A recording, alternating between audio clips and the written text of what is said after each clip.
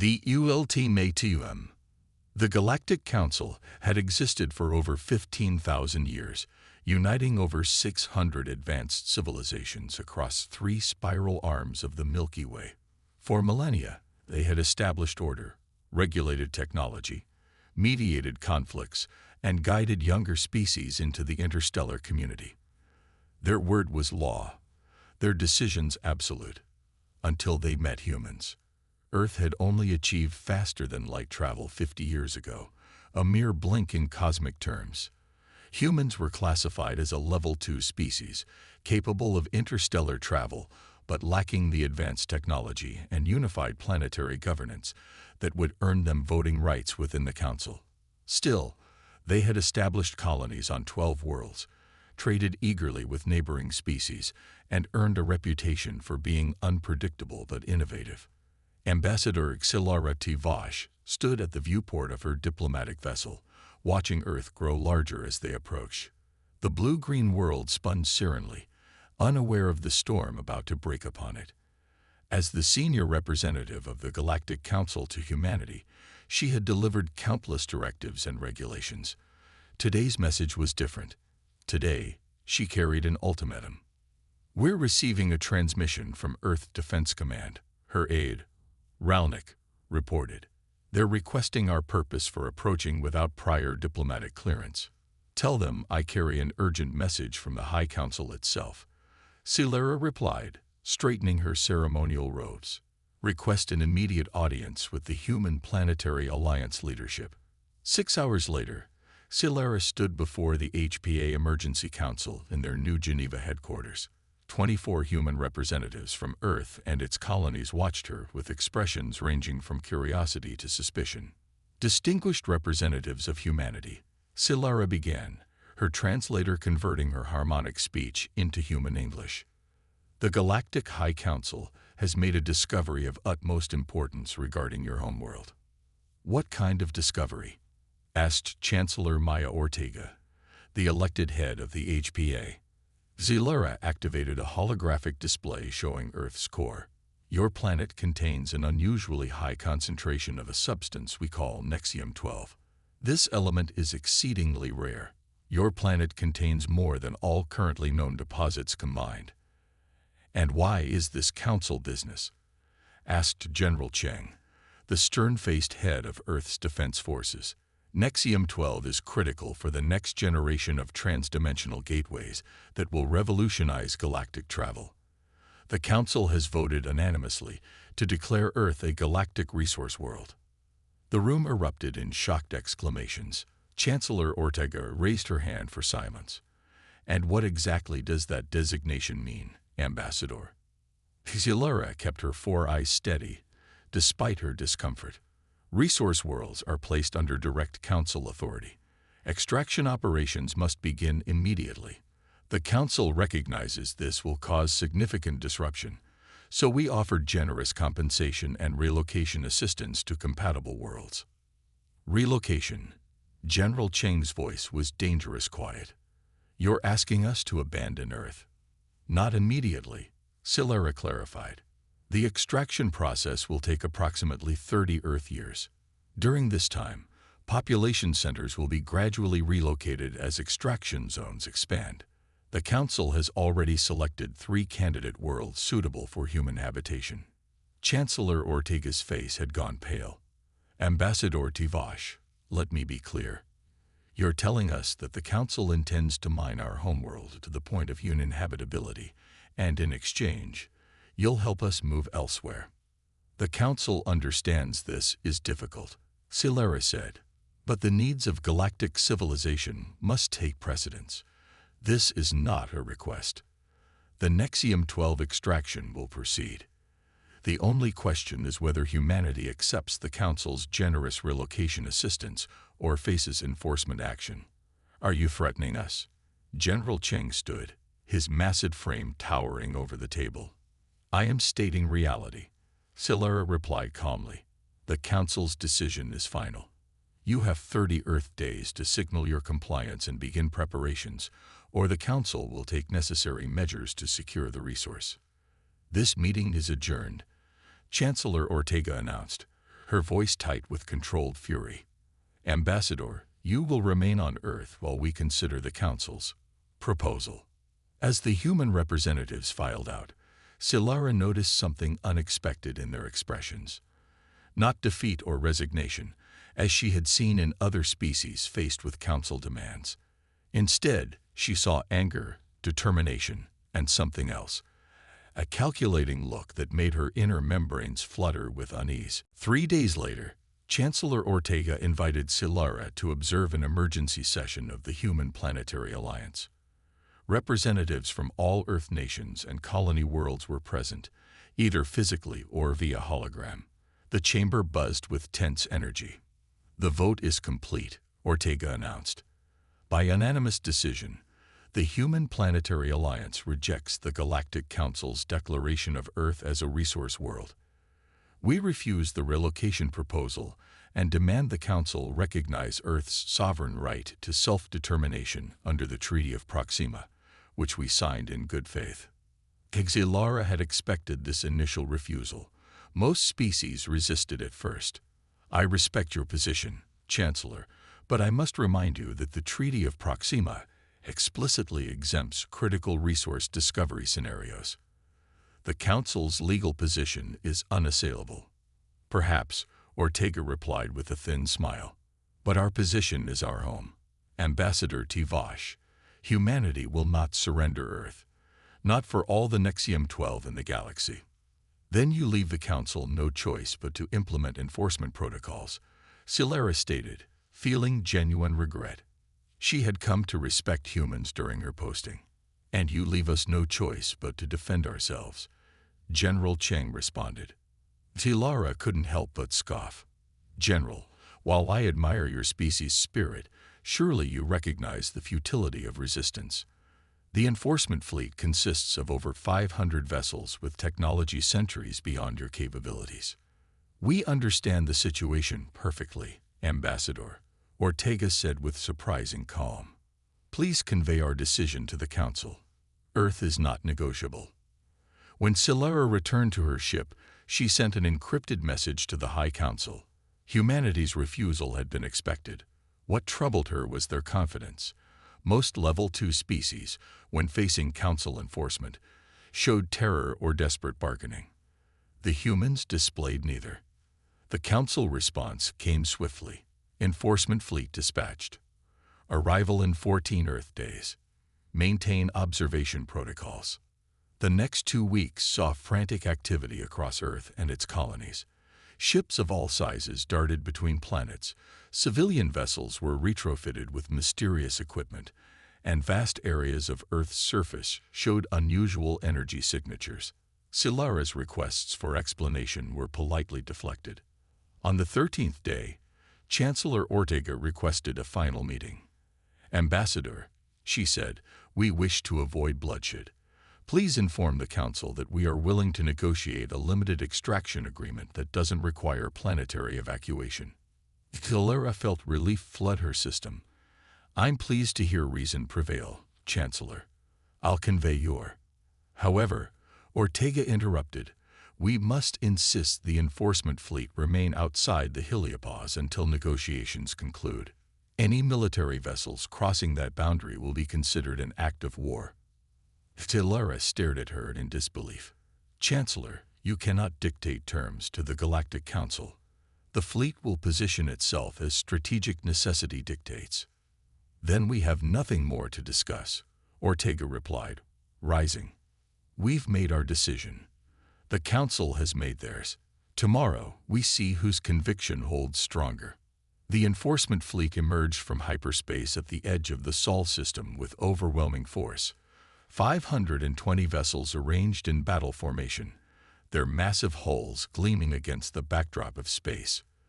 Leading the armada was the GCS Inevitable Justice, a dreadnought 15 kilometers long that could single-handedly devastate a planet's surface. From her observation vessel, Silara watched with a mixture of awe and discomfort. Such force seemed excessive for a Level 2 civilization, but the Council was determined to make an example of humanity's defiance. "Fleet Commander Draztok is hailing all Earth frequencies," Ralnik reported. The commander's message was brief. Attention human authorities. This is Fleet Commander Draztok of the Galactic Council. Your planet has been designated a critical resource world. You will immediately signal compliance and begin evacuation preparations or face appropriate enforcement actions. You have 6 hours to respond. 5 hours passed in tense silence. The human defense fleet, a mere 60 vessels of various sizes, had positioned itself in a loose sphere around Earth. Their ships looked primitive and fragile compared to the Council's armada. "They're committing suicide," Ralnik whispered. "They're making a statement," Silara corrected, unsure whether to admire human courage or condemn their foolishness. With 1 hour remaining, Chancellor Ortega addressed the Council fleet. "Commander Draztok, humanity has considered your ultimatum and remains resolute. Earth is not yours to take. We have attempted diplomacy, and you have chosen intimidation. Be warned. If your fleet advances, we will defend our home with every resource at our disposal. The Council has never faced humanity at war. We suggest you reconsider while that option remains available." Commander Draztok's response was immediate and dismissive. "Your posturing is noted, Chancellor. The Council's patience is at an end. The fleet will advance to standard enforcement positions. Any resistance will be met with appropriate force." As the massive fleet began moving toward Earth, Silara felt a sense of inevitability. She had seen this scenario play out dozens of times across the galaxy. Council enforcement was always swift, overwhelming, and ultimately successful. But then something unexpected happened. As the Council fleet passed the orbit of Neptune, thousands of small objects suddenly appeared on sensors, emerging from hiding places among the outer planet's moons, asteroid belts, and seemingly empty space. Each barely larger than a shuttlecraft, they moved with astonishing speed toward the Council armada. "What are those?" Ralnik asked, alarmed. "Unknown," Silara replied, equally puzzled. "Some kind of primitive attack drones." Commander Draztok evidently shared this assessment. "Defensive systems online," he ordered. "Eliminate those nuisances." The Council ships opened fire, energy weapons flashing across space. Some drones were destroyed, but most evaded with maneuvers that seemed impossibly agile. When they reached the Council fleet, instead of attacking with conventional weapons, they attached themselves to the hulls of the massive warships. "They're boarding devices," Ralnik suggested. Silara shook her head. "No life signs. They must be." She never finished her sentence. Across the enforcement fleet, ship after ship suddenly lost power. Weapon systems shut down, engines failed, and communications went silent. The mighty armada began to drift, effectively neutralized without a single destructive shot fired. "By the eternal void," Ralnik whispered, "what have they done?" The answer came from Chancellor Ortega, broadcasting on all frequencies.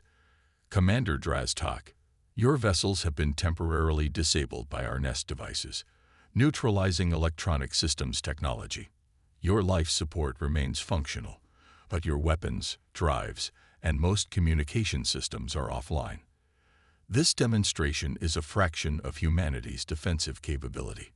We could have destroyed your fleet, but unlike the Council, we value all sentient life." Commander Draztok's voice, now transmitting from emergency systems, was incandescent with rage. This technology is impossible for a Level 2 species. You've violated Council technological development protocols." "No, Commander," Ortega replied calmly. "We've simply kept certain developments to ourselves. The Council classification system assumed we would share everything we created. That was your mistake, not ours." Silara watched in stunned disbelief as the most powerful fleet in the galaxy floated helplessly in space, neutralized by a species the Council had dismissed as technologically inferior. Ortega continued, "Here are our terms. The Council will resign Earth's resource world designation. You will acknowledge humanity's sovereign right to its homeworld and colonies. In exchange, we will restore your vessels and provide you with a reasonable amount of Nexium-12 through controlled mining operations that do not threaten our planet. The Council does not negotiate under duress, Draz-Tak snarled. Then we have reached an impasse, Ortega replied. Your fleet remains disabled, your crews isolated. How long before the mighty Galactic Council must acknowledge that they committed their forces to a catastrophic miscalculation? As the implications of humanity's unexpected victory spread across the Council communication channels, Celera realized she was witnessing a pivotal moment in galactic history. The Council's assumption of technological superiority, the very foundation of its authority over younger species, had been shattered. And this was only humanity's opening move. The Risi-Keoning, the High Council chamber on Centaurus Prime, had never seen such chaos. Representatives from hundreds of species shouted over one another, demanding explanations, proposing solutions, or simply expressing outrage. At the center of the storm stood High Counselor Vrax, his scaled skin flushed dark blue with humiliation and rage. Silence, he finally roared, his amplified voice echoing through the vast chamber.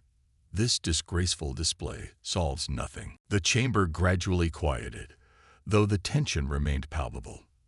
The facts are these, Vrax continued. The enforcement fleet remains disabled in the Sol system. Commander Draz-Tak and his crew are unharmed, but unable to restore their vessel's functionality. The humans have demonstrated technology far beyond their registered capabilities, and they have demanded that we resign the Resource World designation of Earth. How did they acquire such technology? Asked the Merskani representative, her fur bristling with agitation. Have they stolen Council secrets? Our initial analysis suggests otherwise, replied Science Director Tor, his holographic form flickering slightly. The human nest devices employ principles unlike anything in our technological database. They appear to have developed a completely novel approach to energy disruption. Impossible, said Vrax. A Level 2 species cannot independently develop technology that surpasses Council science. And yet, Kid Tor replied carefully, the evidence suggests they have. Ambassador Celera Tivash, recalled to Centaurus Prime to explain her failure to anticipate human resistance, stepped forward. High Counselors, I believe we have fundamentally misunderstood humanity from the beginning. Their classification as Level 2 was based on what they chose to reveal to us. I now suspect they have been concealing their true capabilities for decades. Deception, hissed Counselor Jean of the Dreth Imperium. This justifies even stronger measures. With what fleet? Asked Kidtor dryly. Our main enforcement armada is currently floating helplessly in human space. Celera cleared her throat. There is something else the Council should know. My sources report unusual activity throughout human territory. Their colonies appear to be activating defensive systems previously undetected by our surveillance. And there are indications they've begun manufacturing more of these nest devices. Many more. The chamber fell silent as the implications sank in. Are you suggesting, Vrax asked slowly, that humanity is preparing for full-scale war against the Council? I'm suggesting, Celera replied carefully, that humanity is preparing for any eventuality, including defending their other worlds if we attempt to seize them instead of Earth. They anticipated we might target their colonies after the main fleet was neutralized. Vrax slammed his fist on the podium. This defiance cannot stand. The Council has ruled the galaxy for 15 millennia. If we yield to these upstarts, every Level 2 and 3 species will question our authority. Perhaps, said a new voice, it is time for that authority to evolve. All eyes turned to Elder Lomai of the Felusians, one of the few remaining founders of the Council. He rarely spoke at sessions anymore, making his intervention all the more significant. For thousands of years, Lomai continued, his ancient voice quavering slightly. The Council has operated on the assumption that technological advancement and moral development progress at the same rate. We classify species based on their technology, and then make judgments about their readiness for self-determination accordingly. Humanity challenges this fundamental premise. "What are you suggesting, Elder?" Vrax asked, visible discomfort on his face at challenging such a revered figure. "I am suggesting we negotiate," Lomé replied simply. "Not because we are afraid, but because we may have been wrong. If humans have developed such technology without the Council's guidance yet chosen to use it defensively rather than expansively, perhaps they have something to teach us." The chamber erupted again, but Vrax could see the mood shifting. Fear was giving way to curiosity, outrage to calculation. The Council prided itself on pragmatism above all. If humanity could not be easily subdued, perhaps accommodation was the only logical path. 7 days later, a new Council delegation arrived in Earth orbit, not with an armada, but with a diplomatic vessel.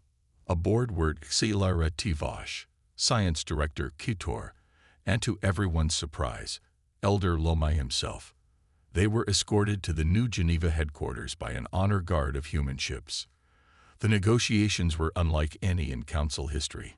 Instead of dictating terms from a position of absolute authority, the Council representatives found themselves in genuine dialogue with humans who refused to be intimidated.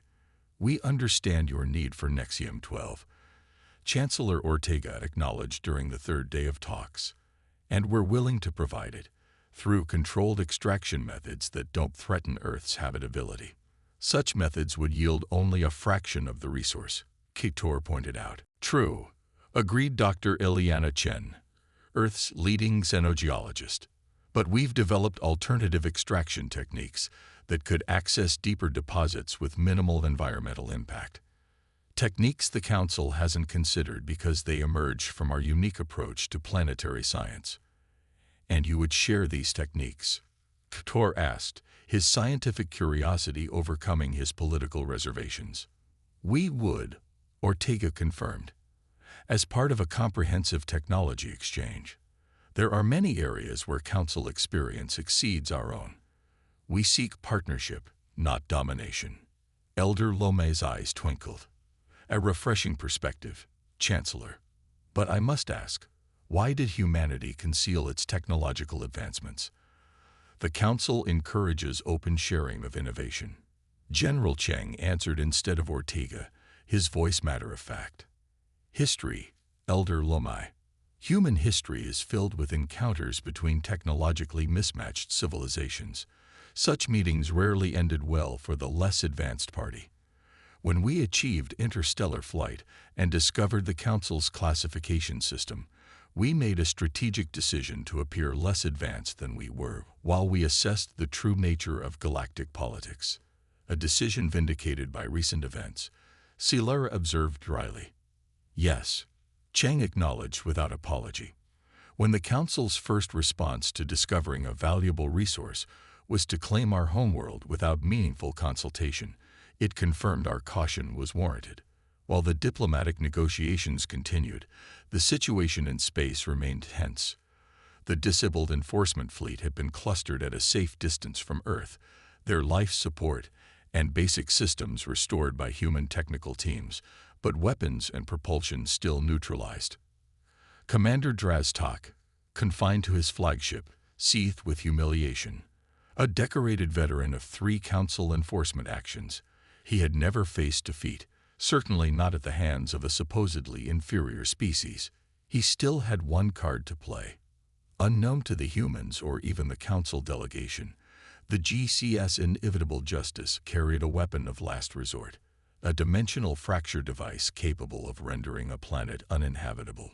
It operated on principles so classified that not even the diplomatic corps knew of its existence, and it had its own isolated power system. As the negotiations on Earth entered their 5th day, Draztak made his decision. If he could not claim Earth for the Council, he would ensure no one else could use its resources. He personally entered the command codes to activate the weapon. "Target Earth's northern hemisphere," he ordered his weapons officer. "Maximum dispersion pattern." "Commander," the officer hesitated, "this exceeds our authorization. The Council hasn't ordered planetary sterilization." The Council is being manipulated by human deception. Draztok snapped. I am exercising emergency command authority under Protocol Omega. Execute the firing sequence. Reluctantly, the officer began the activation process. On the main view screen, Earth continued its serene rotation, unaware of the existential threat now targeting it. 3 minutes later, alarms blared throughout the inevitable justice. Sir, the sensor officer called out, panic in his voice. We're detecting multiple ships decloaking around our position. Draztok stared in disbelief as the sensor display revealed dozens, then hundreds of previously invisible vessels surrounding his fleet. These were not the cobbled-together defensive ships he had seen before. These were warships, sleek, advanced, and unmistakably built for one purpose. Impossible, he whispered. They can't have a hidden fleet of this size. His comm system activated without his input, and a stern human face appeared on his screen. Not Ortega or Cheng, but an unfamiliar woman with silver-streaked black hair and eyes that held no compromise. Commander Draztok, I am Admiral Helena Voigt of the Earth Defense Force Special Division. Our sensors have detected the activation of a dimensional weapon aboard your vessel. Power down this device immediately, or we will be forced to take action. Draztok fought to maintain his composure. You're bluffing. Even if you detected the weapon's energy signature, your ships can't penetrate our defensive shields while they're in emergency mode. Admiral Voigt's expression didn't change. Commander, the nest devices we deployed earlier were our diplomatic option. They are not the limit of our capabilities. The vessels now surrounding your fleet belong to a classified division of Earth's defense forces, ships we constructed in secret, using technology we chose not to share with the Council. You expect me to believe a Level 2 species has maintained a hidden fleet more advanced than Council warships? Draztok scoffed. I expect you to look at your sensor readings and make a rational decision, Voigt replied calmly. Your dimensional weapon, while formidable, requires 3 more minutes to build sufficient charge. Our ships are already fully powered. The mathematics are simple. Draztok glanced at his tactical display and felt cold certainty settle in his gut. The human vessels had positioned themselves with precision, each one targeting a critical system on his ships. It wasn't a blockade formation. It was an execution squad. Last warning, Commander, Voigt said. Power down the weapon. With trembling fingers, Draztok entered the abort codes. Weapon deactivated, he reported, defeat heavy in his voice. But know this, human. The Council will not tolerate this level of deception. When they learn of your hidden fleet, they already know, Voigt interrupted. We revealed its existence to your diplomatic delegation an hour ago as a show of good faith. Unlike you, Commander, we believe in transparency when building new relationships. On Earth, the revelation of humanity's hidden fleet had indeed transformed the negotiations. What had begun as talks to resolve a resource dispute now expanded into a fundamental reconsideration of humanity's place in galactic society. Your technological achievement is remarkable, Keeptor admitted, genuine admiration in his voice. But more impressive is your restraint. Many species, upon developing such advantages, would have immediately sought territorial expansion. That was never our goal, Ortega explained. Earth remains our priority, our home. We developed these technologies for defense, not conquest. Which raises an important question, Elder Lomé said, leaning forward. What do humans truly want in the galactic community? The human delegation exchanged glances before Ortega answered. Recognition, she said simply, not just for our technological achievements, but for our right to determine our own path. The Council's classification system categorizes species like specimens in a laboratory. It assumes a single developmental trajectory for all intelligent life. We reject that premise. You propose an alternative. Silara asked. We propose a partnership of equals, Ortega replied. Different species will naturally excel in different areas. The Ferelsi understand cosmic radiation patterns better than any human scientist. The Trilaxian architectural approach to space habitats exceeds our own, but in other areas, like our adaptive technological integration, humans have made unique advances. True civilization comes from recognizing these differences as strengths, not ranking them in a hierarchy. Elder Lomay's ancient eyes crinkled with what might have been a smile. Chancellor Ortega, you are suggesting nothing less than a reformation of the Council's fundamental organizing principle. I suppose we are, Ortega acknowledged, but recent events have demonstrated that the current system has reached its limits.